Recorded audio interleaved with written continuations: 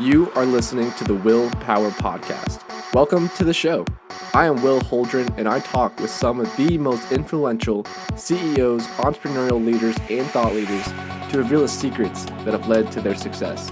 I believe that with the right knowledge and mindset, you can do anything you say your mind to. So if you want to learn how to change your life for the better, if you want to learn how millionaires actually became wealthy, or if you want to develop and start your own business from the ground up with the right knowledge to help you, then you are in the right place because this is the WillPower Podcast.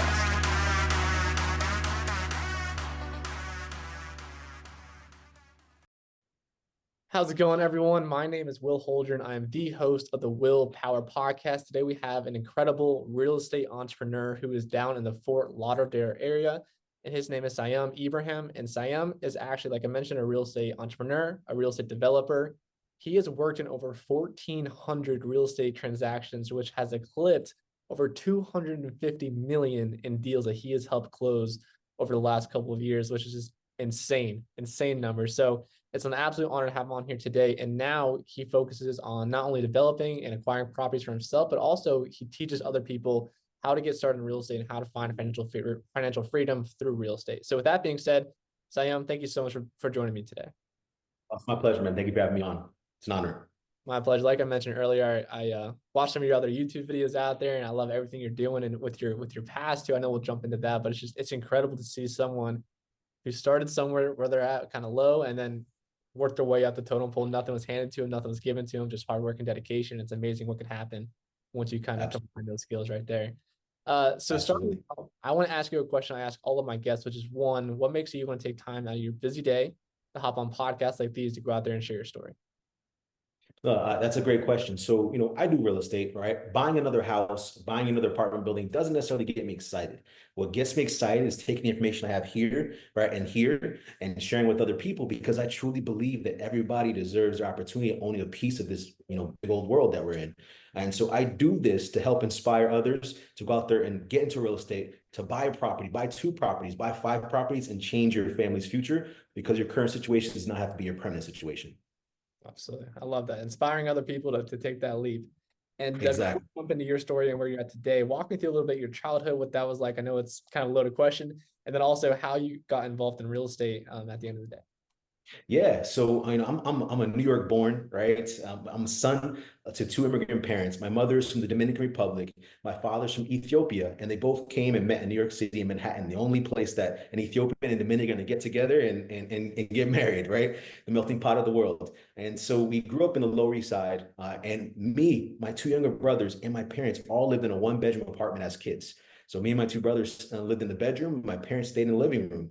And my dad lived the American dream, if you call it, right? So he worked as a taxi driver, a yellow cab driver in New York City for 21 years, right? Busting his butt, saving money. And then he eventually opened a small business. He opened a small used car dealership in New Jersey, which caused us to move to Jersey for that. And the rest was history, right? Through growing up in a household of immigrants, they always teach you about education, right? This is going to be how you change your future. This is how you can have a better life than I did. And so when my friends are out there playing basketball, when they're out there riding their bikes, when they're out there, hanging out with girls, if you want to say it, right? And my dad was like, read a book. And so at the time I was pissed. I hated him for it. But it paid off, right? I ended up getting a scholarship to Georgetown University, became a Jackie Robinson scholar, which was a huge part of my success. And from Georgetown, I went to work on Wall Street because I thought that was the right path for me. I always thought that, the easiest path to becoming, wealthy, to becoming a millionaire was getting a great job. So I worked on Wall Street, 80, 90-hour plus weeks. I made great money. So on paper, I was successful, but the lifestyle was horrible, right? Made great money, but had no time to spend it. So there was something that happened in my life where, it was a turning point where I wanted to get married. So I'm actually married to my high school sweetheart. We've been together since high school. And at the time, I wanted to get married. And when I asked for the time off, my boss told me, no, we can't give you that time off. You're going to have to reschedule your wedding. And I stepped back and I said, I'm here busting my behind for you guys, and I can't take 2 weeks off to get married. I'm not trying to get married every year. This is supposed to be a once in a lifetime thing, right? It was that moment that I decided to quit cold turkey and fire my boss and bet on myself. I didn't know what I wanted to do. I went flip some motorcycles, flip some cars, trying to figure out what I wanted to do until I landed on a house in Newark, New Jersey that my brother Xavier found and said, this is a good deal. We should do it. No systems whatsoever. We did it, and the rest is history. Right? I've done over 1,400 real estate transactions since then. So it was that pivotal moment where someone else told me I could or could not do what I could or could not do. That I said, never again. I'm going to let another man or another woman tell me when or when I can't spend time with my loved ones. So that was kind of what drove me into real estate. Yeah, I think that would be a huge wake up call for anyone. Like you said, you were successful on paper. When your boss tells you can't, you have to reschedule your wedding. Yeah, You got to say, man, exactly. what am I really doing here? At the end of the day. Exactly.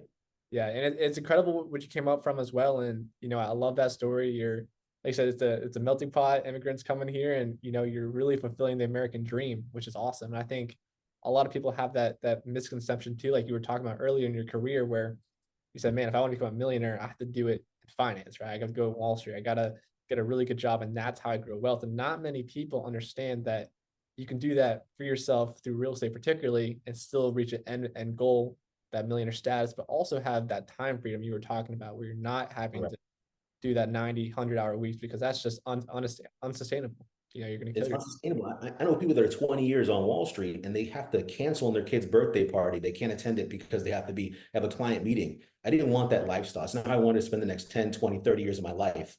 Yeah. Because freedom to me, being wealthy to me is being able to spend time with your kids, being able to travel when you want, right? Not necessarily just the paycheck or the income that you're bringing in. Yeah, absolutely. And so fast forward, you said your brother found a home in New Jersey and he said, we should do this. And so this is your first kind of touch on a real estate transaction, which is incredible because I've seen some other interviews of you, and I know how successful this first house was, which is pretty. Mhm. If you don't mind walking through for people listening, what was that first transaction? What Yeah. were some of the deals surrounding that? Absolutely. There's I got so many funny stories for days in that house, but it was a house in Northern New Jersey. It was an ugly, ugly, ugly home surrounded by beautiful homes. So that was our entire system. We didn't know how to analyze it. We didn't know what it was worth. We didn't know how to estimate the repairs. We knew that it was an ugly house surrounded by beautiful homes. And from the little bit I knew about real estate, it was location, location, location, right? So buy the worst house in the best block. And I knew that from watching TV, all right? So Right. my brother's like, we got to do this. So we went out, we found the money. We went all in on this thing, right? My brother went and got a title loan on his car, took whatever savings we had. We borrowed money, 2,000, 3,000 here and there. We bought the house for 45K. So he bought it for $45,000. We invested $60,000 in renovation and we sold it 1 week on the market for 180 grand, right? So we made almost $60,000 on that first house. And it was the taste we needed to hit the ground running and take off. Yeah. And what year was this when you did this first property?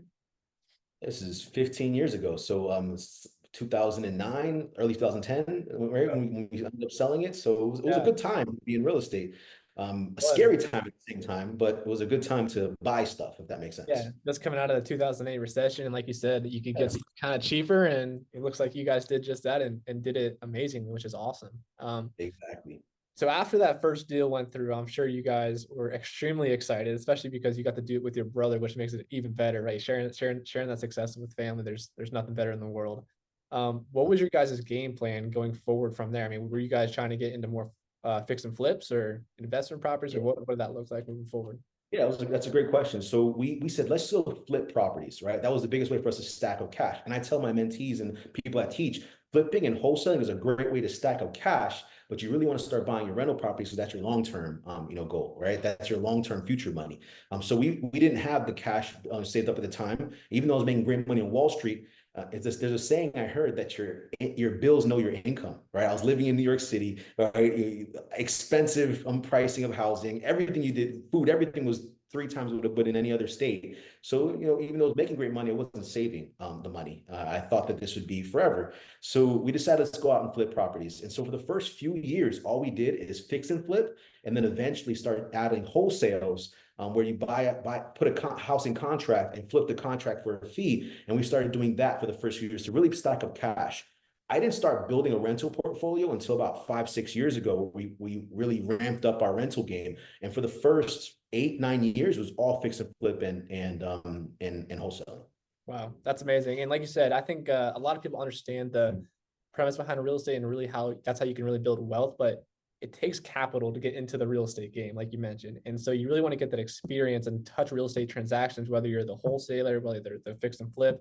and just really Mhm. understand how that process works. And that I think you can help take great knowledge and really take that forward with you in your career until eventually you can get into some rentals and make it work out. Absolutely. I mean, there's ways now, right? Because I've been educated that I can buy rentals with not a lot of money to do them. But at the time, I didn't know it, right? I mean, there's this big misconception. You need a lot of money to do real estate. You don't, right? But you need to get the first one done. And once you've gotten a few down your plate, you can structure things creatively to make it work.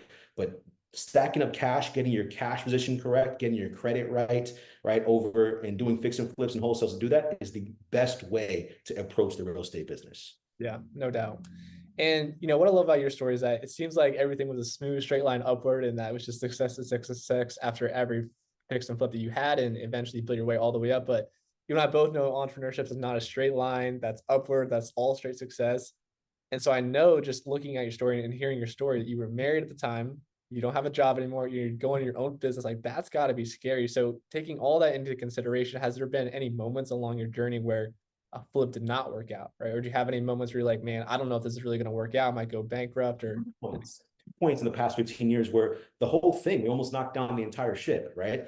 And one actually didn't happen that long ago. So, I built about, now I have about 600 rentals, but when we were about 450, maybe close to 500 rental properties, I said, you know what? Managing rentals takes a lot of time, and I'm not sure that's the best spent time for me and my team. So why don't we go out and find a third party property manager that does this, and they can manage our properties. So I thought I vetted them very well, but lo and behold, they ended up not being the best option for me. And they didn't pay me for 10 months. Right. So I have 180 at the time, my mortgages were $180,000 a month. So if, and my rent roll was over 300,000. So, and I gave them a portfolio that was 96% occupied, but they gave it back to me at under 50% occupied over 10 months. So they destroyed the entire portfolio. Didn't get any rent payments for 10 months, but I still had to keep making those mortgage payments. Towards the end, it started getting very hard to do that. And the contract that they gave me was airtight. So what they ended up doing is I couldn't fire them. I had to go to court to get them off my portfolio. oh my Right. god. If I called to pay me instead of them, they would get a court order to bypass me. And so it was a very, very tough situation. I fell into something like a depression. And I said, you know what? I know we've been focusing on building our rent portfolio, but let's go back and bring wholesaling back into the mix to stack up cash and be able to offset this negative situation. And that's exactly what we did. So we started wholesaling again. We started doing fix and flips again, and used that to offset the negative $180,000 a month, right? That was coming in on this portfolio. Luckily, in court, we got them off. That we were able to restructure and save the business. I had to sell some properties to bring cash and equity back to kind of get into a better position. So we took 2 steps back to be able to go back forward. And my learning experience from that is just really vet them and ease into handing over your portfolio for anyone that's considering using a third-party property manager, right? Not all of them are equal. I'm sure there's some good ones out there. This one just wasn't. Yeah. And if I would have done this differently, I would have given them 20 properties saying, let's see how you do. Then I'll give you 40, and then I'll give you 60. But I handed 450 to them thinking that they were going to manage it well, and they just destroyed their portfolio. Oh my goodness. So how did you end up? Yeah, I mean, that sounds like a nightmare scenario. Like you Yeah. said, pay out that much money every single month for the mortgages Yeah. and those Yeah. rents return. Oh my It God. was a seven-figure loss. It was a seven-figure loss. And at the time, I got disenfranchised with real estate. I didn't know how I was going to bounce forward. And this is the reason why I love single-family assets, because it provides liquidity. If you need to sell some to get cash back, you can do that. When you have only multifamily is not as liquid as a single family. So we ended up selling somewhere around 75, 80 homes, got a nice chunk of cash back, took care of everything that was back due, took care of all the negative situations, put some money to renovate properties to release them, and was able to get out the situation. And that was purely because of our strategy of owning single family homes. Yeah, that's amazing. And like you said, entrepreneurship is all about pivoting and learning how to solve problems, right? So that's exactly what you had Yeah, to do right there. So absolutely. did you? I'm assuming you ended up dropping that property management company. If I Of remember. course, we went through court with them, got them kicked off. We have some type of settlement where they have to pay me some, but there's a huge discount to what they owe me, right? If that makes Yeah, sense. for And sure. not all in one time, it's over the span of a year. So yes, I got them off my backs, but it was a learning experience. I'll never do it again. And I said, let's focus on growing and handing the managers to someone else, and it ended up making us smaller. So it took 2 steps back. But we're full steam ahead and back on track. Yeah. So do you guys do all the property management like in-house now? Like, do you have an in-house team that does that Yeah, for you instead of outsourcing that? correct. We manage everything here from Florida, even though our assets are in Georgia. We have assets in Atlanta. We have assets in Waycross, Georgia, assets in Maryland, assets in all over the state of Ohio. And we do all the management from here in Florida. Wow, that's amazing. That's amazing. And so as you're starting to grow your company, obviously scale, I think, a lot of people are curious, what are the proper steps to actually grow in the initial right direction, whether it's bringing on team members and making sure you do that correctly. So for you and in your past, I mean, who were the first team members you brought on and how did you strategically grow from there? And who were the Yeah. main team members you brought on from that point forward? Yeah, absolutely. So if you want to grow, you obviously need to bring people onto your team. Now, it doesn't mean that you need to have all these salaries that you're going to pay, because I know in the beginning, money can be tight. You don't have the money to pay all these salaries out of your pocket if the income's not coming in yet when you're just starting a business. So the first person I would probably engage is a project manager if you're going to bring on multiple projects at a time, because you only have so much time you can dedicate to the business. And that project manager doesn't have to be on salary, guys. Right. So the way we structured our project managers in the beginning, we still have some like that, is we would find a realtor that was newer in the business and say, look, we're gonna give you multiple transactions every single year because we're buying and selling. However, I'm gonna need you to stick along with us for the entire ride. So every Friday, I pay my contractors for the work that's been done that week, but I need to verify what they're asking for. Right? I can't just say, hey, give me $5,000 and I know if you did $5,000 of work, right? So I would have the realtor walk the house, take videos, take pictures, use a checklist every Friday morning, send it to us, and then we'd pay all of the work completed because we do business in multiple states. And that reduces your risk when working with the contractor and allows you to put eyes on the project. And for this realtor doing this, they secure the listing on the back end. And I say, for your extra effort along the way, I'm going to give you an extra 1 or 2% on the resale. Right? At that point in time, when you sell the property, there's money's flush because you're getting profit, you're getting your proceeds back, you're getting your principal back. So you can distribute money at that time. But through the project, sometimes money can be tight. Right, project over budget, whatever it could be, right? Money can be tight, and that was a great way to do that. This allowed us to do rehabs in over 14 states by using this strategy. You don't want to call the realtor that's got 100 sales; they're too busy. But the one that's got 2 or 3 sales just in the game, really hungry to get going, they will go a long way for you. Yeah, gotcha. Now you said you'd give them an extra 1 or 2% on the exit of the program. So I'm assuming this comes into play when you're doing fix and flips or stuff You're along doing fix and flips, correct. On the rental side, if you're doing it for rental, you can also pay them additional money when they lease the property on the rental side as well. But so essentially, when money's coming in, that's when you pay, as opposed to paying along the way and getting your cash position even tighter than it needs to be. Gotcha. And you're just treating them as a 1099 contractor, basically, instead of Absolutely. so avoiding taxes and different things along those lines. Exactly. At what point does it make sense to do in-house property management for people out there? Like, at what Yeah. number would you say?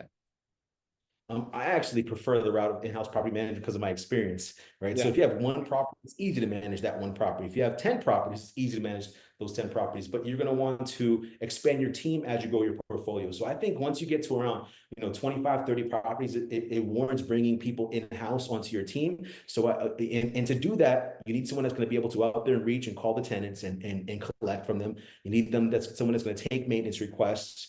And you need someone that's going to be a handyman because on properties, there's always maintenance. So I like to put a handyman on staff. And with this, all these people get paid a la carte. So the person that's taking the calls for maintenance, you can get a VA for that, and they can get paid by a maintenance call they take. If the person that's reaching out to tenants, you can get a VA for that. So a lot of this can be done without spending a lot of money and paying and getting full-time people on your team. But I think that self-management is always the better route. No one's going to manage your money as well as you are, right? And your team is going to. And I've learned that the hard way from my experience. Right. So, Yeah. From that other scenario. Yeah. But I think that definitely makes sense. Because again, if you don't do it in-house, you're paying that 8% property management fee to someone out of house, right? So that it's just cash from leaving your business. So it just makes sense to keep exactly. numbers work out. So walk me through your investment strategy now. I know you mentioned you've now gone to focus more on rentals. And are you guys doing traditional DSCR loans for investment properties? I know you mentioned there's other ways you don't have to put down 25% per se on investment property if you do creative financing, seller financing. So Walk me through what your current strategy is and what that looks like going out for property. Yeah, absolutely. So there's something called the flip to freedom method that we've developed a couple of years back, and it really works. So for every three properties you buy, you want to flip two and keep one as a rent and keep one as a rental. So the two that you flip, that's your now money. That pays for your office, that pays for your bills, pays for your travel, get your cash position right, whatever it is you need to pay for today. And the third property you keep as a rental, that's your future money. That's setting up your retirement. So you have to, focus on Uncle Sam giving you Social Security or depend on a pension to take care of your retirement. You get to decide your own future when you start building a rental portfolio. So that's kind of the model that we've taken for the past few years. When you're alluding to or referring to the creative ways that we talked about to get into deals. So we do use DSCR loans, yes. But we also use portfolio DSCR loans. So we like to buy in bundles. We bought 38 homes earlier this year. We bought 55 homes at the end of last year. And we'll buy in bundles and we'll get portfolio lenders that will do a DSCR loan, just bigger scale, right? And we do that. And one thing you can do, guys, is you can ask the seller, and we love targeting retiring landlords, right? So if you target someone that's owned the house for 20, 30, 40 years, and they live out of state, chances are they paid significantly less for that house than what you can pay them today. All right. So if they paid 30 grand for a house in, I don't know, in Marietta, all right, since you're in Atlanta, Georgia, in Marietta, and you can offer them 100 grand for that house today, but after a little bit of renovations, that house is worth $200,000. They're already winning at your $100,000 based off what they paid for it. So they're much more inclined to take your offer. That's one. The second thing, they've collected rent for those 20, 30 years. So their entire basis and cost is probably paid back, and they're into the house for practically nothing, if not already in profit territory when you make them an offer. Now, the reason I like targeting that list is one, great motivated seller that you can make some great deals with. Sometimes you can buy bundles of 38, 55, like I talked to you from those people, but even more so, they don't need all the money many times today, right? So when you approach these people and say, hey, look, how about this? How about I give you 75% or 80% of our purchase price today? I'm gonna go out and get a bank loan. You'll get that today. And the remaining 25 or 20%, depending on the terms you get, I'm gonna pay you that over the next 5 years. All right. And you have them do a seller holdback on the down payment. So now you get to enter this property, literally only paying closing costs. And you have to make sure that the income the property produces will allow you to pay the mortgage, pay him or her their 25%, and still spit out some cash flow on top of that. So it makes sense for you for some immediate gratification. And that's how we've bought probably 200, 250 properties over the past few years just by using that one strategy. That's an amazing strategy. Like I said, seller holdback, seller fine. There's so many cool strategies out there that you can do and get into properties like you mentioned. A lot of money down, and you can get that stuff in bundles, which is insane. It really helps you scale up instead of doing one at a time and growing slowly in that regard. So some guys might be asking, why would a seller do that? Number one, they get to defer the taxes on that money they haven't received yet. They get interest on that money they haven't received yet. So and they don't necessarily, they get most of their money up front, which is already profit. So it's a win-win for both sides. Yeah. And now you're mentioning you love targeting retired landlords, and I'm assuming that's how you get stuff in bundles because you're pretty much taking their portfolio off of their hands. And so for people listening, how do you go out there and find these retired landlords to begin with? Yeah. Most counties publish, that's a great question. Most counties publish what's called a rental contact list. So if you go to Fulton County in Atlanta, you can ask them for a rental contact list. You can download it right from the website, right from the county website. And if you're in Hollywood, Florida, if you're in Columbus, Ohio, if you're in Cleveland, Ohio, all these counties have rental contact lists. So if you can go to their auditor or their property appraiser site, whatever site publishes the information, and you can filter and download data. If you can't find it online, call the county and ask them, hey, I'm looking to do a marketing campaign to local homeowners in the property, in the area, particularly landlords. How can I get this list? If you're in Broward County, if you email the GIS department at the property appraiser's office, they'll email you back a list of all the landlords and the properties that they own in the county. And they think they charge like $25 for them doing that. I mean, that's practically nothing, right? That's free. So you can get this information for practically free from most counties. And then you just go out there and start reaching out to them via text message, direct mail, however you decide to reach out to these owners. Yeah, that's amazing. And so the nice thing about these transactions is that if you're going straight to these landlords and sellers, you don't really have a realtor in the transaction either taking a piece of it. So it's kind of just directly to the seller. Correct. And so for the legality of things, who comes up with the actual formal paperwork, right? Like the purchase and sale agreement, the deed stuff. How does that all that stuff transpire? Is Yeah. that coming So up? if you're dealing with a property on the MLS, then you can ask the realtor to give you their contract. But there's purchase and sale agreements you can download offline. There are templates that you can just download and fill out. It's not too complex.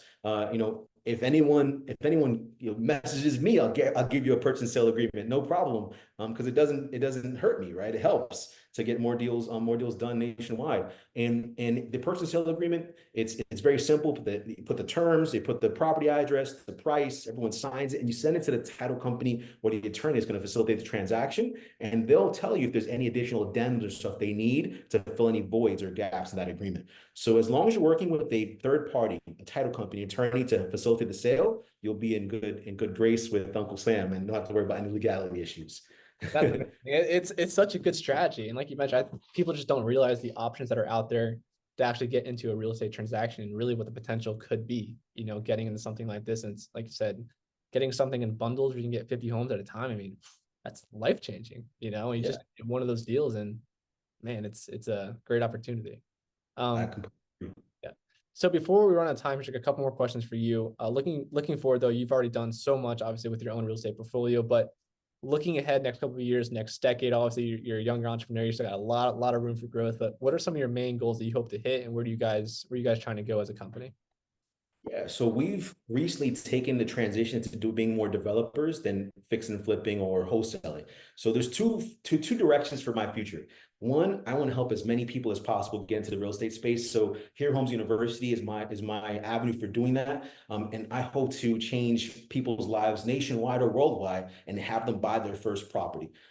There's literally wars going on today about real estate, right? About land. They're not making any more of it. So let's all own our own piece of it that we can pass on to our kids, grandkids for generational wealth. That's one. The second part of it is moving over to the development side. So we recently closed on a nice big parcel of land in the Atlanta area on the southwest side of Atlanta. And we're going through the entitlements now to develop a lot of units there over the next 10 years. In addition, we have a piece in Columbus, Ohio. It was our old office, sat on almost 2 acres. We're entitling that now to build a couple hundred units on that spot as well. So our future is developers and helping new aspiring entrepreneurs to get into the real estate space. That's amazing. That's amazing. All right, and then my last question is, what is your number one book recommendation, if you have one, for people listening, just to get started in entrepreneurship and get started in real estate? Yeah, so there's a book I read a couple years back called The E-Myth, right, by Michael Gerber. And when I read that book, it really transformed my entire business. The whole premise of it is there's three different types of entrepreneurs. You have the technician, the manager, and then the entrepreneur. The technician needs to go in there and do everything, and they're never going to really grow that business to where it can be because it relies on their time, and we all only have 24 hours in a day. The manager can get a little further because they employ some people to work for them, and they're using other people's time to really grow the business. But the ultimate goal is to be the entrepreneur, the E on top, right, of the pyramid. All right. And for you, that once you can understand how to give up control, how to employ others and really get them to be successful under you, then the sky is the limit. And I think that if you can switch your mindset earlier on, that you don't have to be the one touching everything in that business to be successful. I mean, you can have a scalable business very, very early on. So that's probably one of my favorite books of all time. Yeah, that's amazing. I'll definitely have to check that one out. But before we hop off, is there anything else that you'd like to say? And if people want to reach out to you, how can they go about and find Yeah. your? Yeah, so I'm on Instagram, guys. I am period Sayam Sayam. Follow me on Instagram. I give a lot of great nuggets on real estate and just business, period. Right, I post almost daily, so make sure you follow me there. In addition to that, I recently started a YouTube channel. All right, and that YouTube channel is Professor Sayam Ibrahim. So subscribe to that. But even more so, for all of your people that are listening, I want to give them a freebie. All right, is that okay if I give them a freebie? Absolutely. Okay. Yeah. For all your people listening, if you text HERO, HERO, to 689-215-7664, I'm going to give you access to my Millionaire Funding Program. So you learn all the different strategies to close and fund your first, second, and your 100th real estate deal, from doing joint ventures, syndications, hard money, private money, all the different seller holdbacks that I talked about today. All right. So if you text Hero to that number I just gave you guys. All right.